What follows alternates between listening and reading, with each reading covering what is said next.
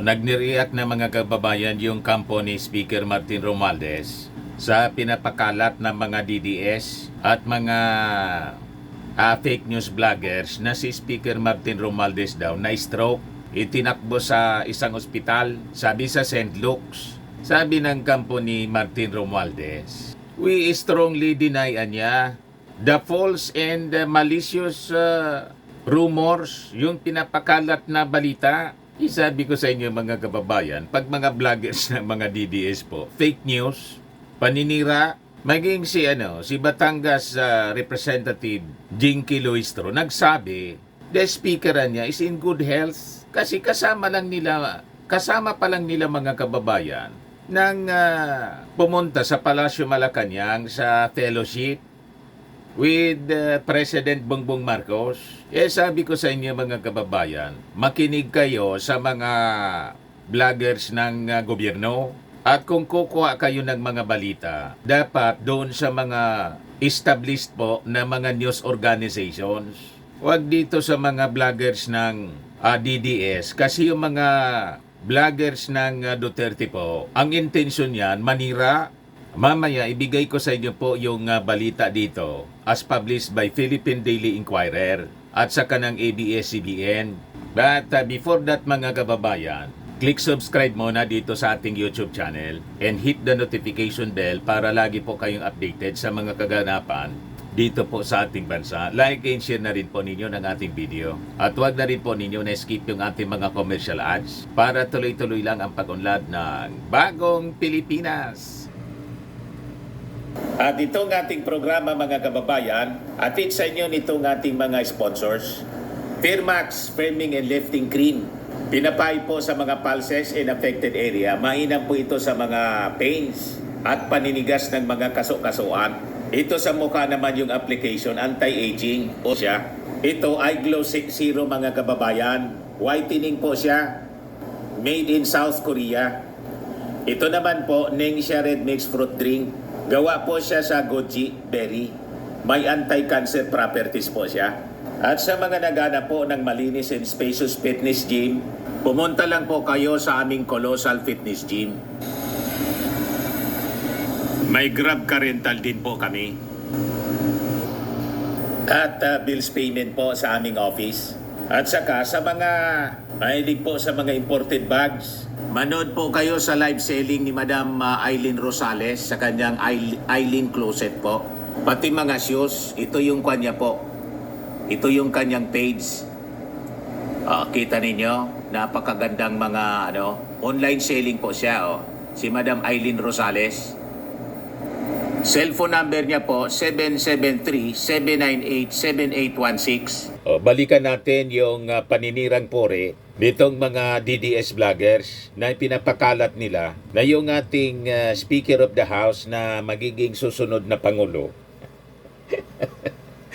Kaya gusto nilang tigbakin na si Martin Romualdez tulad ng wish ng kanilang puon, ng kanilang iniidolo na si Sara Duterte kasi tinik sa lalamunan. Tinik sa kanilang lalamunan mga kababayan si Speaker Martin. Kasi si Speaker Martin po ang pinaniniwalaan nila na successor ng ating Pangulong Bongbong. Tama kayo. Pero sabi nga natin mga kababayan, yung pag-wish ng masama sa kapwa, ay sabi ko sa inyo, pag hindi niyo tinigilan ang ganyang mga hangarin sa inyong kapwa, walang maidudulot na mabuti po. Ang tinatawag na evil desires. Bubuelta yan po sa inyo. Hindi lang sa inyo, pati sa inyong mga mahal sa buhay. Tingnan ninyo sa kawiwis ninyo ng masama sa mga Marcoses at mga Romualdez. Lalong minamahal ng ating mga kababayan, yung Marcos. At pati si Martin Romualdez, pataas ng pataas yung ratings. Tingnan ninyo si Sara Duterte, palubog ng palubog. Diba? Sa kakaisip ng masasama, sa kapwa, damay-damay na. Diba? O ngayon, ito yung balita, mga kababayan. Pinasinungalingan po ng kampo ng Romualdez na si Martin po na-stroke daw. House Speaker Martin Romualdez did not suffer a stroke and was not confined in a hospital. Sabi po ng kanyang executive assistant na si Lemuel Erwin Romero. Ito yung report ng Inquirer. Ito naman yung report ng ABS-CBN. Speaker's Office, no truth to rumors, Romualdez in the hospital after stroke. Pati si Congresswoman Jinky Luistro, nagsalita na rin. Sabi ni Luistro po, Speaker Martin Romualdez remains in good health and continues to fulfill his duties as a committed public servant with vigor and dedication. Malakas pa po sa kalabaw si Martin Romualdez. Parang yung pagpapakalat mga kababayan na si Pangulong Bongbong Marcos, binugbog daw, sinakal ni First Lady Lisa Marcos. Yan yung mga pinapakalat na fake news noong isang buwan. Noong isang buwan or 2 months ago, ni Jason siya, tapos ni Marlica. Pagaling sa mga kampo, mga kababayan ng mga Duterte, huwag ninyong paniniwalaan. Kilala sila, mga kababayan, na peddlers. Fake news peddlers pa. Eh, sabi ni Jinky Luistro, these baseless speculations not only distract from the meaningful work being accomplished in the House of Representatives but also undermine the integrity of our public discourse. As citizens, anya, we have a shared responsibility to combat the spread of fake news. I urge everyone to rely on verified and credible sources of information, especially when discussing matters that concern our nation's leaders. So sabi dito sa report ng Inquirer, the claims were echoed in December 6.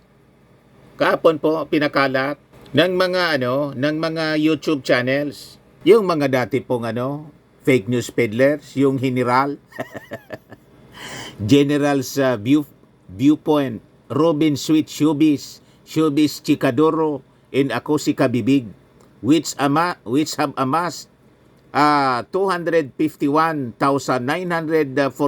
views as of this writing. Yung General po na paulit-ulit na papakalat ng fake news, hindi pa kayo nadala. Pagkatapos itong mga channels na pang showbiz, isa mga pangalan pa lang po ng channel, alams na natin na Marites. Yan Robin Sweet Showbiz, naniniwala kayo dyan? Showbiz Chikadoro, tapos Ako si Kabibig. Mga bading ito po na mga vloggers, mga kababayan. Ikaramihan dito sa mga channels ng mga supporters ni Digong at ni Inday, lalo itong mga bading, santambak po ng mga chismoso. Ini-exploit nila, mga kababayan, ang hilig ng karamihan sa kwentong Marites. Marami kasi sa atin ang hilig po sa chismis. Para lang po magka-content. Kaya sabi po ni Romero, yung Chief Executive Assistant ni Speaker Martin, we strongly deny the false and malicious rumors being circulated online, claiming that the Speaker, si Speaker Martin Romualdez, suffered a stroke and is currently confined in a hospital. These allegations, are completely untrue and are clearly designed to mislead the public and sow confusion. Sabi ni Romero, ang ating speaker is in excellent health and continues to perform his duties with dedication and focus. Madaling sabi po, malakas pa sa kalabaw si Martin Romualdez. Busy po si Martin Romualdez. Kasama pa lang yung ating Pangulong Bongbong Marcos along with other national and local government figures at the year-end event of the League of Provinces of the Philippines. Kaya sabi ni Romero, we urge everyone to rely only on verified and official sources of information and to reject disinformation that seeks to undermine the trust in our leaders and institutions. Sabi ko sa inyo, huwag kayo pong pauuto sa mga balita nitong mga vloggers na alyado po sa mga Duterte. Pero nasa sa inyo yan kung gusto ninyong paulit-ulit na niloloko. Buhay ninyo yan. Tama pa? Kung nag-enjoy kayo sa panonood sa mga fake news, di okay. Pagluluko ninyo yung sarili ninyo. Nasa sa inyo po yan. Basta sinabi na namin sa inyo po, pag mga vloggers po, allied with the Dutertes, magduda na kayo po. Kasi ang mga kwento niyan, laging may karga. Laging may karga po. Pare-parehas kasi sila. Tulad ng amo nila at mga kaibigan nila. Tulad ni Panilo, ni Harry Roque. Pag bumuka po ang bibig ni Panilo ni Harry Roque, magduda ka na. Tulad nito, may sinasabi na naman po si Panilo. Ayan po sabi ni Panilo rito. Taktika ang impeachment complaints laban kay Sara Duterte. Tanong naging taktika ng Marcos na ayaw nga ng ating Pangulong Bongbong? Kasi, ang tingin ko po, personal analysis ko po. Kasi hindi ko man po nakausap yung presidente at wala mang sinabing official statement yung kanyang Presidential Communications Office kung saan may direkta tayong contact. Ito'y akin lang pong analysis. Yan ang rason kung bakit tinext ng ating Pangulo yung Congress na wag na niyan yan. Kasi tingin ng ating Pangulo, other than yung sinabi na niya, it will just tie the Congress, the Senate, and the House of the Representatives. Matatali lang sa isang bagay niya na hindi importante. Si Sara niya, hindi man importante niya si Sara. At saka alam ng ating Pangulo na may mga kaalyado pa si Sara sa Senado. Halimbawa, ma-impeach sa Congress na isend sa Senado. Anong garantiya na makukonvict si Sara na ang kailangan ni Sara lang na boto para ma-acquit 8, pero para ma-convict 16? Maybe, mga kababayan, after 2025 midterm elections, kung yung mga kaalyado na re-electionista sa Senado ni Digong at ni Sara, lahat matalo. Tulad ni Bongo, ni Bato, ni Aimee. Pag halimbawa, siguro, tingin ng ating Pangulo, mananalo ang impeachment sa Senado, siguro hindi na magtitext. Sa tingin ko man lang po, sa analysis ko, hindi na siya magtitext sa Congress, diretsuhan na niya. Ano ba? Baka ang text ng ating Pangulo kay pinsan, diretsuhan mo na niya pinsan. Sigurado na niya. Hindi man po susubo yung ating Pangulo sa hindi sigurado. Sigurista po si PBBM. Matalino yung ating Pangulo. Kaya nakita ninyo, hirap yung minority group, minority bloc, sa pagkumbinsi ng majority members ng Congress. Kahit na nga po, patong-patong na yung ebidensya na nakakalkal ng Committee on Public Accountability. Tambak na yung ebidensya pero parang hindi desidido po ang majority ng members ng Congress na ipasa po yung impeachment sa House of Representatives. Kaya malabo itong analysis ni yung spin po ni Panelo. Malabo pa sa sabaw ng pusit na taktika ng ating Pangulo. Paanong taktika? Ayaw nga ng ating Pangulo eh. Ngayon sabi ni Panelo rito, isang taktika lamang umano para pigilan si Vice President Sara Duterte na tumakbo sa pagkapangulo sa 2028 ang mga inihaing impeachment complaints laban sa kanya. Sabi ni Panelo, dilaw, kaliwa at ang kaalyado ng presidente magsasama-sama yan dahil sa isa lang kalaban, sabi ni Panelo. Dagdag pa ni Panelo, wala raw pakinabang ang impeachment sa mamamayang Pilipino at dapat ay sampahan na lang ng criminal case si Duterte. Iyon naman talaga po. Kaya nga patong-patong yung kakarapin na asunto ni Sara. Kailang iwas posit siya sa NBI. Ang humarap pa lang po sa NBI si Trixie. So sabi ni Panilo, kapag daw kasi natanggal ang Vice Presidente sa pwesto, ay hindi na ito maaaring tumakbo sa kahit anong posisyon sa pamahalaan.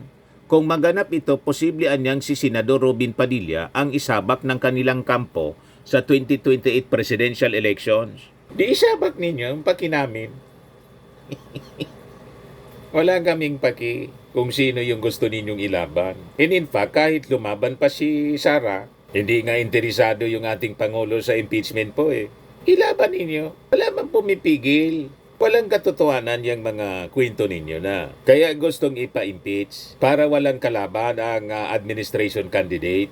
Hindi po hindi natatakot ang ating administrasyon sa sino mang gusto ninyong ilaban sa 2028 election. Kayang-kaya ng administrasyong ito na talunin ang sino mang ilalaban ninyong kandidato. Bakit po? Susuportahan po ng mga mamamayang Filipino, mga Marcos supporters, ang sino mang i-endorse ng ating Pangulo. Ayun ang katotohanan yan kasi gusto ng mga mamamayang Pilipino continuity ng Marcos administration, hindi ng Duterte. Naintindihan mo na kabayang Panelo? Kaya malabo pa sa pusit yung mga analysis mo, kabayan? Hindi ka panipaniwala? Yang kwento mo, Panelo, kwentong chichiria? Hindi ka panipaniwala? Yung mga pangalan tulad ng Mary Grace Piatos? Kaya nga, sabi rito sa latest na balita, pati yung more than 600 na mga pangalan po, ipapacheck na sa sa Philippine Statistics Office, sa Philippine Statistics Authority. O, ito na yung yung sulat ng Committee on Good Government ni Congressman Chua. Sumulat na po kay Yusek Clear Dennis Mapa, National Statisticians and Civil Registrar General. Ito yung balita mga kababayan ng PTB4. The House Committee on Good Government and Public Accountability has formally requested the Philippine Statistics Authority to verify the civil registry records of 677 more individuals listed as recipients of confidential funds allocated to the Office of the Vice President in the Department of Education under Vice President Sara Duterte. This is deeply troubling, anya. If Mary Grace Piatos does not exist in official records, we have to question whether the other 677 names are legitimate or if they are part of a wider scheme to misuse funds, sabi po ni Committee Chair Joel Chua. Sabi dito sa balita ng Manila Standard, after Piatos, PSA asked to verify Nova, Oishi, Tempora, Chipito. Yan yung request mga kababayan ng ating mga congressmen. Alokayin na po yung mga panindang chichiria po sa mall. Idinamay po ni Sara Duterte. Kaya dito sa SM Mall mga kababayan, bumili kami ng chichiria para ipamigay na regalo. Nagkaubusan na ng Piatos. You see, pinagkakitaan mga kababayan itong mga taong ito, yung chichiria, para ma-justify yung confidential funds, yung pagastos. Sabi po kasi ni Congressman Ortega ng La Union, other listed and young recipients whose names mimic popular snack brands were Fernando Tempora, Carlos Miguel Oisi, Rimonda J. Nova, and Chippy McDonald. So sabi po ng congressman, the use of a fabricated identity in official documents anya could point to systemic fraud. This is not just an isolated case. If a fabricated name was used to justify millions of pesos in spending, it undermines the integrity of public accountability. It also raises the question how many more fake names might be buried in those ARs.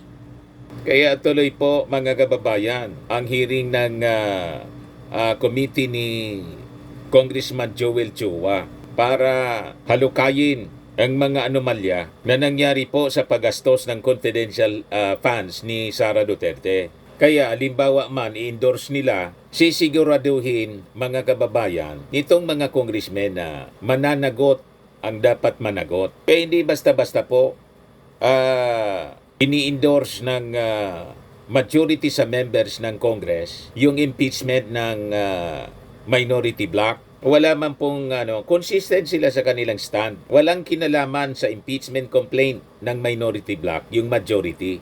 Tingnan natin next week kasi may may third impeachment complaint na hinihintay pa po before i-transmit kay Speaker Martin Romualdez. Sa mga naghanap ng malinis and spacious fitness gym, pumunta lang po kayo sa aming Colossal Fitness Gym. We also offer Grab Car Rental with our brand new 2023 model ng Toyota Innova. We also accept booking for those who are planning to travel via PAL, Cebu Pacific, and other airline companies, local and international, and bills payment for Meralco Bills, PLDT, Aleco Bills, etc.